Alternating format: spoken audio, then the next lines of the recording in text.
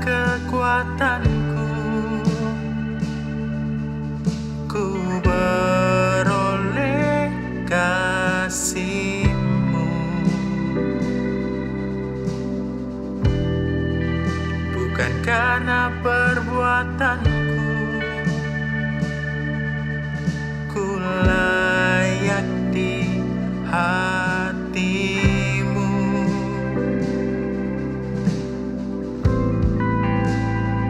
Ku sadari aku tak bisa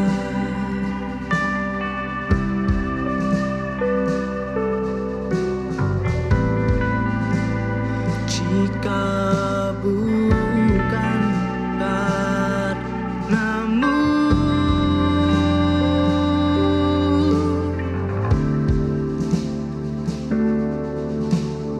Karena kasih karunia-Mu yang telah memberiku harapan yang baru. Hanya kasih karunia-Mu yang telah selamatkanku selamanya.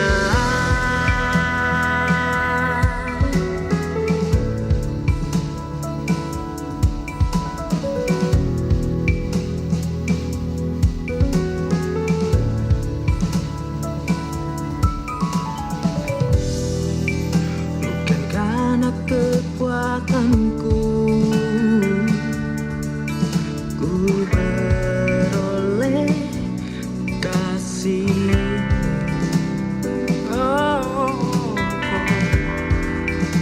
Bukan karena perbuatanku,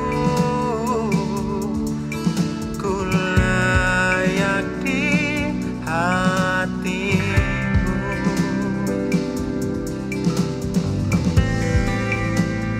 Ku sadari aku tak bisa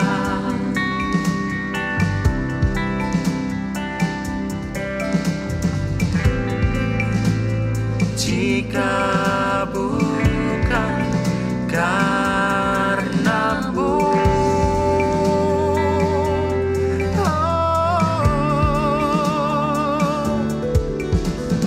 Karena kasih karunia-Mu yang telah memberiku harapan yang baru. Hanya kasih karunia-Mu yang telah selamatkanku selamanya.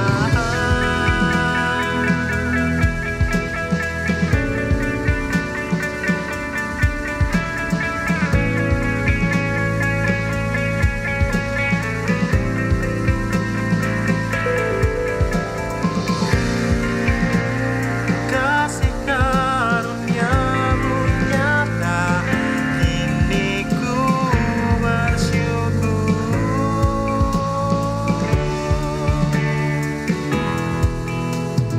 Karena kasih karunia-Mu yang telah memberiku harapan yang baru.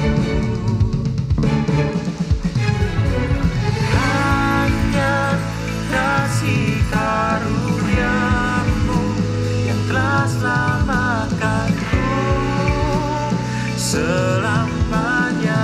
Karena kasih karunia-Mu yang telah memberiku harapan yang baru.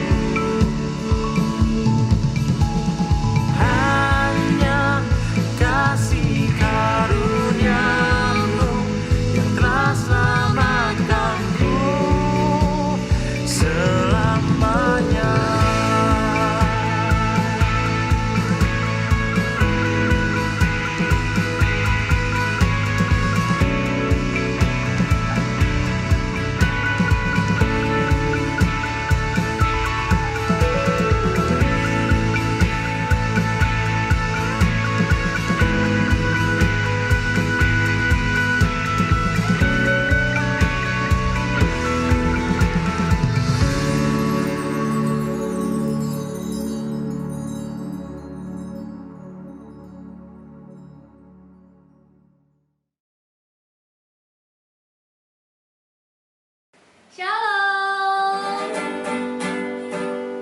Gimana nih kabarnya teman-teman di rumah? Semoga pada baik-baik aja ya. Nah, untuk memulai ibadah puisian kita pada kali ini, kita mau angkat sebuah pujian dengan bersemangat ya. Teman-teman di rumah jangan lupa semangat, tepuk tangannya juga jangan lupa. Kita pujikan Hidupku Takkan Salah.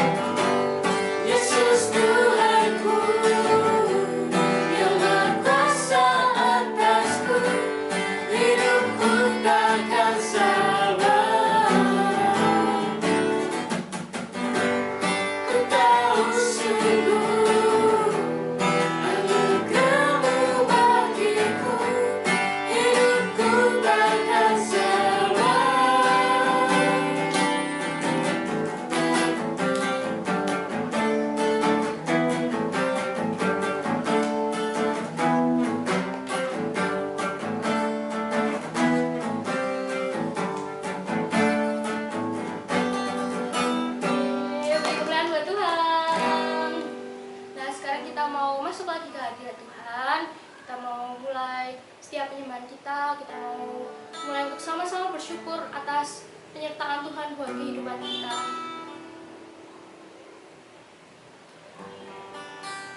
Karena kita harus yakin bahwa Tuhan itu selalu ada di tengah-tengah kita, karena Tuhan itu selalu memenangkan hidup kita dan hati kita semua.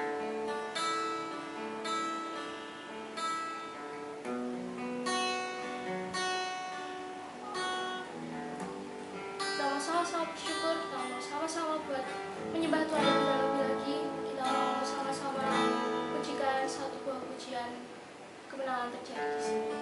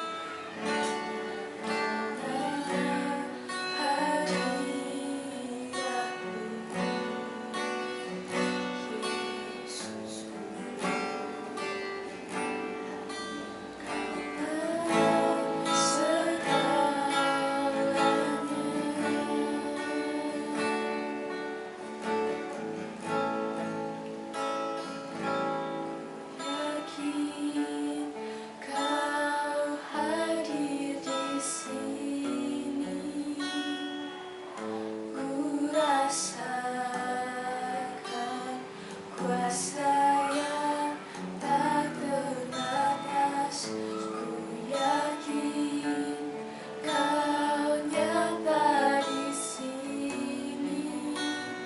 Kemenangan terjadi di sini. Kita mau pujikan setiap lagu ini dari awal. Kita mau sama-sama merenungkan setiap adegan pada lagu kali ini.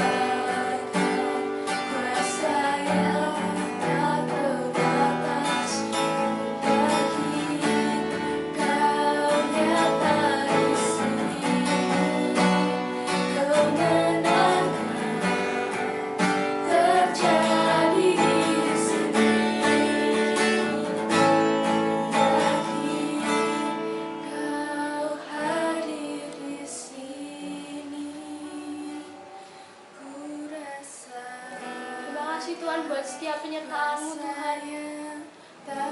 Penyertaan-Mu selalu sempurna Tuhan buat kehidupan kami Tuhan. Kami yakin Tuhan Kau selalu berada di tengah-tengah kami Tuhan. Kau selalu ada di hati kami Tuhan. Kami yakin Tuhan Kau satu-satunya Allah yang dapat mengerti kami Tuhan. Kami sangat bersyukur Tuhan atas berkat-Mu seminggu ini Tuhan, buat kehidupan kami Tuhan. Terima kasih Tuhan untuk setiap berkat-Mu dan kuasa-Mu Tuhan.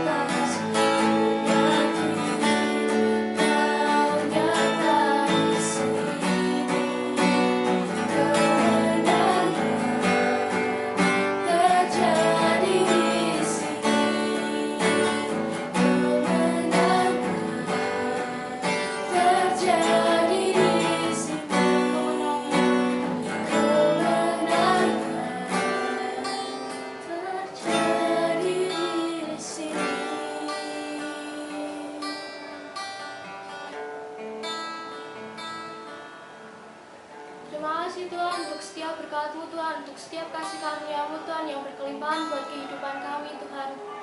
Kami selalu yakin Tuhan bahwa Engkau selalu nyata di tengah-tengah kita Tuhan. Meskipun kami beribadah secara virtual Tuhan, tapi kami yakin Tuhan Engkau selalu menjamah kami Tuhan. Kami yakin Tuhan tangan-Mu tak kurang panjang Tuhan buat memberkati setiap kami Tuhan.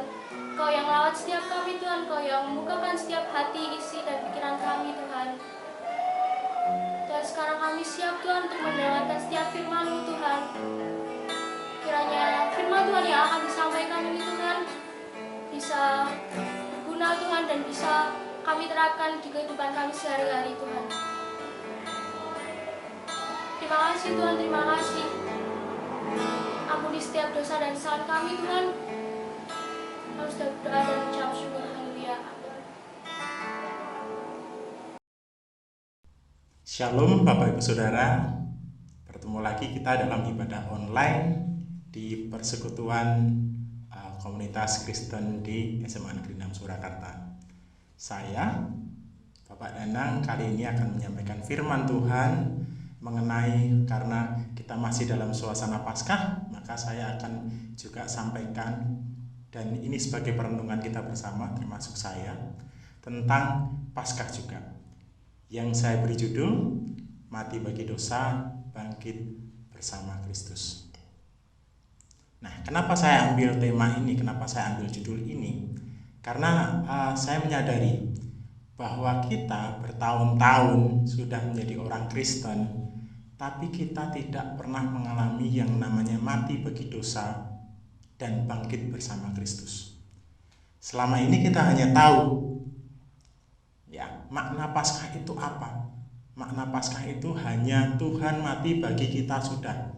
Kita merasa diselamatkan, kita merasa kita tidak punya dosa lagi, makanya kita kadang sewenang-wenang, kita seenaknya sendiri terhadap diri kita karena kita merasa sudah diampuni.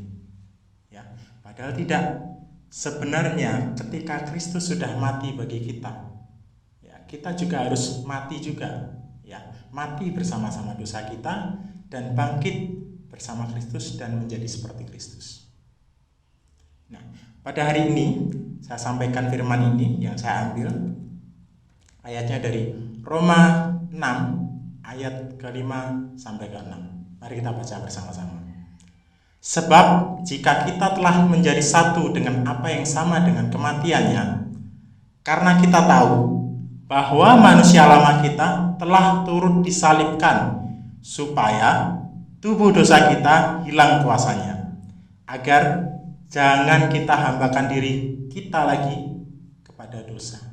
Nah, di sini Rasul Paulus sudah tegaskan bahwa ketika kita sudah mati bersama dengan dosa kita harus bangkit bersama dengan Kristus supaya kuasa dosa yang ada dalam tubuh kita yang sudah diampuni oleh Tuhan akan hilang. Nah, seringkali kita serahkan anggota tubuh kita untuk dosa, padahal Tuhan sudah mematikan dosa kita. Nah, apakah kita sebagai orang yang sudah diampuni oleh Tuhan bisa melakukan dosa? Tentu saja bisa. Sama seperti Adam dan Hawa ketika belum berdosa sama sekali, dia bisa jatuh ke dalam dosa. Apalagi kita yang sebenarnya sudah berdosa, diampuni. Tapi kalau kita terus kita mau menghambakan diri kita kepada dosa, maka tubuh kita akan menjadi bagian dari dosa itu. Nah, seringkali apa sih yang membuat kita tidak bisa bangkit bersama Kristus? Ya, seringkali kita sudah diampuni, tapi kita sebenarnya tidak bangkit bersama Kristus. Ada beberapa faktor yang membuat kita itu tidak bangkit bersama Kristus. Yang pertama, ketakutan. Ya, disadari atau tidak, sebenarnya kita seringkali takut memperkatakan bahwa kita adalah orang Kristen. Kita adalah miliknya Kristus. Seringkali kita malu, kita takut apa? Takut dibully, takut dianggap kafir, takut dianggap kita tidak punya agama, kita tidak punya Tuhan, kita orang terendah, kita jadi orang yang memang harus disingkirkan. Apalagi sebagai orang-orang muda biasanya takut ketika bertemu dengan terutama nih yang laki-laki ya, bertemu dengan wanita berhijab atau wanita yang agamanya lain, seandainya Hindu atau yang lain, akhirnya malu. Karena apa? Kita takut kalau kehilangan dia, seperti itu. Nah, ini juga pernah dialami oleh siapa? Oleh Petrus ketika Yesus akan disalibkan. Ya, ketika Yesus akan disalibkan, maka si Petrus itu menyangkal Yesus berapa kali? 3 kali. Itu karena ketakutan. Takut kalau celaka, takut kalau dia akan dikucilkan, takut kalau dia akan celaka dan lain-lain. Seperti itu. Harusnya kita tidak bertakut, ya, karena Tuhan telah menanamkan kita bukan roh ketakutan, ya, melainkan roh yang membangkitkan kekuatan. Seperti itu. Ya, seperti yang dikatakan di 2 Timotius 1 ayat 7 dan 8, sebab Allah memberikan kepada kita bukan roh ketakutan. Nah, di sini sudah dikatakan bahwa Tuhan memberikan kita bukan roh ketakutan. Jadi, janganlah malu bersaksi tentang Tuhan kita dan janganlah malu karena aku. Aku itu siapa di sini? Ya, Yesus di sini. Ya. Nah, kemudian yang kedua adalah pola pikir. Seringkali kita terhambat oleh pola pikir. Salah satu contoh di Alkitab ada Yudas. Ya, Yudas si pengkhianat itu. Seringkali orang Kristen nggak ada yang berani menamakan dirinya Yudas, ya, karena mungkin dianggap sebagai pengkhianat. Tapi apakah Yudas ini benar-benar pengkhianat yang sudah digariskan? Tidak, ya. Tuhan tidak pernah menggariskan, oh si A ini pasti jadi pengkhianat, tidak, ya. Tapi pasti ada pengkhianatan. Tapi siapa? Nah, itu tergantung kita. Kita kadang juga menjadi seorang Yudas. Ketika Yudas berkhianat pada Yesus, sebenarnya Yudas sedang dirasuki iblis. Ya. Tapi meskipun dirasuki iblis tidak seperti yang kita nonton di TV masih dunia lain ketika dirasuki setan kemudian kita ngamuk-ngamuk, tidak. Ya. Di sini apa yang dipengaruhi oleh iblis kepada Yudas? Ya, pola pikirnya terhadap keserakahan dan cinta uang. Sering nggak kita seperti itu? Sering. Ya, kadang kita tidak datang ibadah hari Minggu. Karena apa? Karena ada acara yang kita harus datang. Ya, harus datang demi apa? Kalau kita tidak datang, kita tidak dapat materi, kita tidak dapat uang. Itu sebenarnya kita sudah mengkhianati. Ya. Pola pikir kita yang selalu pengen menang sendiri, ya. Seperti itu. Nah, seperti karakter Petrus juga. Sebenarnya karakter Petrus ini tidak buruk, ya. Dia takut itu wajar. Ya, tapi kita sebagai umat Kristen, apalagi setelah pertobatan Petrus, dia menjadi rasul yang luar biasa dan memuliakan nama Tuhan. Ya, ini karakter, ya. Yang ketiga kita bicara tentang karakter. Ya. Karakter Petrus seperti apa sih? Ya, karakter Petrus itu memiliki impul tinggi sehingga mulutnya sangat mudah mengucapkan kata-kata. Seperti sebelum penyaliban Yesus bilang bahwa saatnya sudah tiba, anak manusia akan diserahkan kepada orang-orang berdosa. Petrus, apa yang dilakukan Petrus? Dia menarik Yesus, kemudian dia sekali-sekali tidak akan terjadi padamu ya Tuhan. Seperti itu. Tapi Yesus katakan apa? Yesus katakan, "Nyahlah kau iblis, karena engkau tidak memikirkan apa yang dipikirkan oleh Tuhan, tetapi apa yang dipikirkan manusia." Sering nggak kita seperti itu? Ya sering sekali. Kita sering sekali bertindak seperti Petrus. Ya, Petrus itu berusaha bahwa jangan sampai kamu celaka, jangan sampai engkau mati Tuhan, gitu. Nah, tanpa disadari sebenarnya Petrus ini juga dirasuki oleh iblis. Dengan apa? Menahan kehendak Tuhan. Seringkali kita menahan kehendak Tuhan. Tuhan, aku pengen sama dia Tuhan. Tapi Tuhan katakan tidak. Kamu tidak sama dia. Ya, kamu tidak boleh sama dia. Tuhan curang. Tuhan tuh, aku tuh udah cinta loh Tuhan sama dia. Aku tuh udah sepenuhnya sama dia. Pokoknya kalau enggak dia enggak. Nah, sebenarnya kita sedang menjadi Petrus yang menentang kehendak Tuhan. Ya, seperti itu. Nah, tapi karakter Petrus ini sebenarnya tidak terlalu buruk, ya.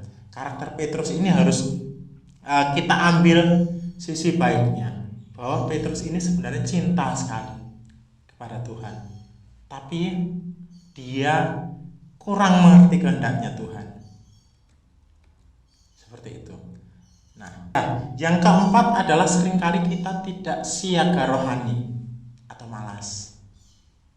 Ya, seringkali kita gampang ke sesuatu. Pokoknya gampang lah ibadah hari Minggu, ora esok sore wae esok cek ngantuk banget ya.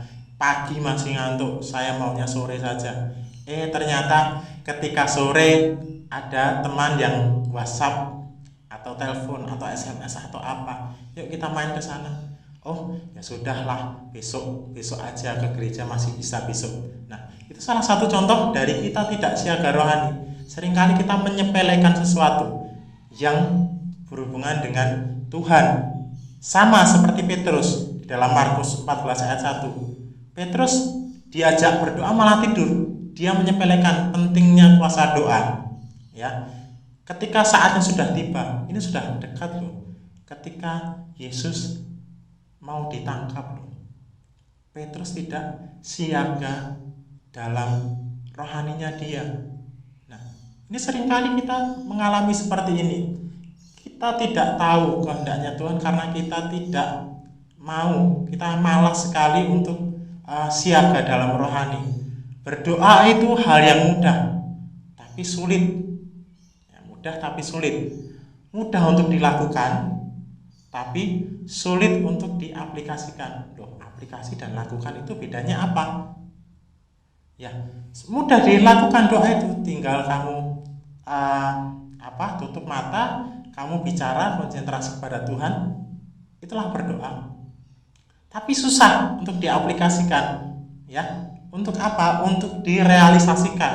Karena ketika kita mau berdoa, pasti ada godaan, ya. Terutama pas ini ya, gampang aja ketika kita mau makan.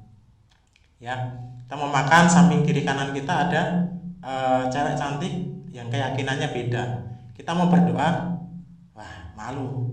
Wah, kita berdoanya beda sendiri kok, malu. Nah, seringkali ada ya, saya pernah menemui orang Kristen berdoanya mungkin ora isin ya, biar enggak malu berdoanya seperti agama lain juga ya, dengan tangan yang di tengah ada kan, seperti itu ya, seperti itu.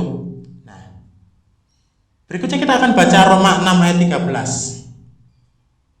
Dan janganlah kamu menyerahkan anggota-anggota tubuhmu kepada dosa untuk dipakai sebagai senjata kelaliman, tetapi serahkanlah dirimu kepada Allah sebagai orang-orang yang dahulu mati, ya seperti judulnya di awal tadi, ya, mati tetapi yang sekarang hidup. Dan serahkanlah anggota-anggota tubuhmu kepada Allah untuk menjadi senjata-senjata kebenaran. Inti dari 4 hal yang menjadi hambatan kita sebagai orang Kristen, intinya di sini. Intinya apa?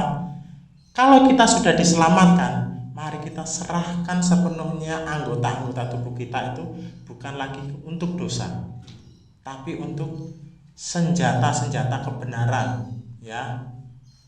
Seperti itu.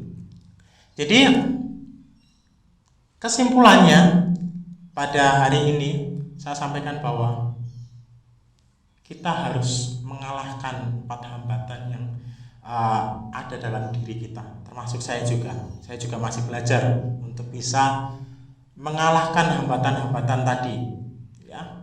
Tapi yakin dan percaya bahwa kita kalau berpegang teguh pada Kristus, kita berpegang teguh pada apa yang Tuhan sudah karyakan kepada kita, maka kita akan kuat dan kita bisa mati bersama dosa, dan kita akan bangkit bersama Kristus untuk selama-lamanya menjadi milik Kristus, dan tidak akan ada yang bisa merebut dari Kristus.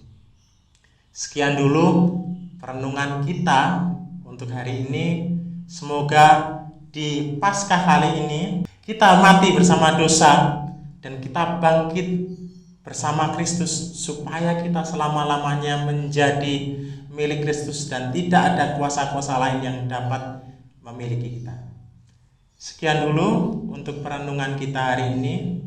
Selamat Paskah, dan mudah-mudahan kita tidak hanya paham tentang makna Paskah, tentang pengorbanan Kristus saja, tetapi kita juga bisa mati bersama dosa, dan bangkit bersama Kristus untuk selamanya. Mari kita berdoa.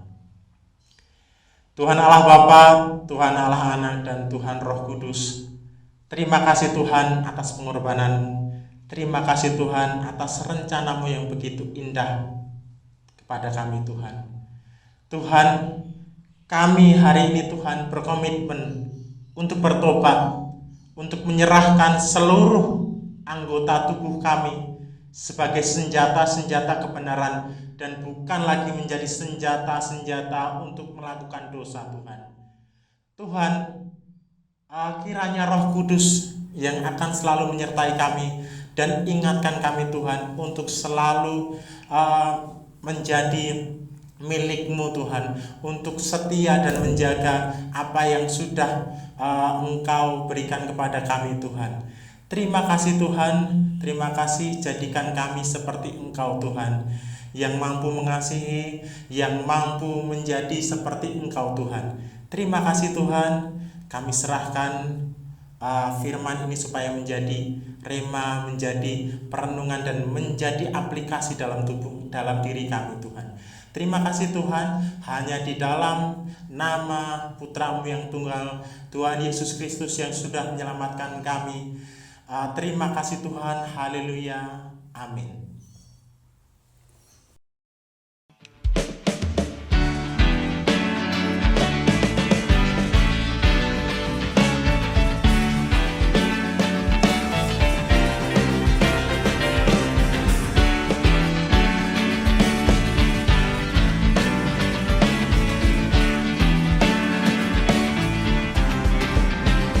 Ku berbahagia, yakin teguh, Yesus sama di kepunyaanku.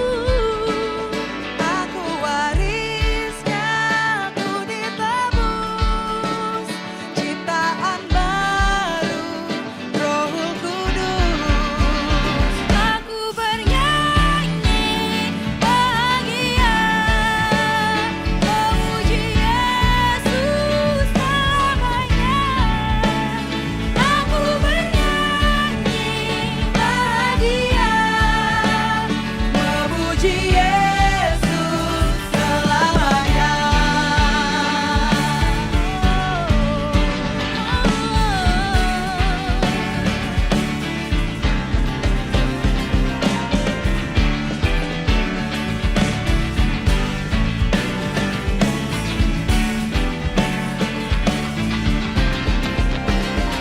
Aku serahkan diri penuh, dalam Tuhanku hatiku teduh, sambil menyongsong kembalinya, ku diliput bersama-sama dengan bahagia.